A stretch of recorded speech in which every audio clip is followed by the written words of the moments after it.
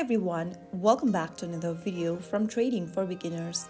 In this tutorial video, I'm going to guide you through how to change the language on Bybit application using your mobile device. To change the language setting on Bybit, launch open the Bybit application on your mobile device like you normally do and log into your account. Once inside the home screen, tap on your profile picture at the top left corner of the screen. Now, click the gear button at the top right and this will pop open the settings menu. Scroll down from the settings menu and tap on the language option. From the list of available language options, choose your preferred language from the list. This will then change your display language setting on the Bybit application. So that is how you easily choose a new language and change to it in Bybit.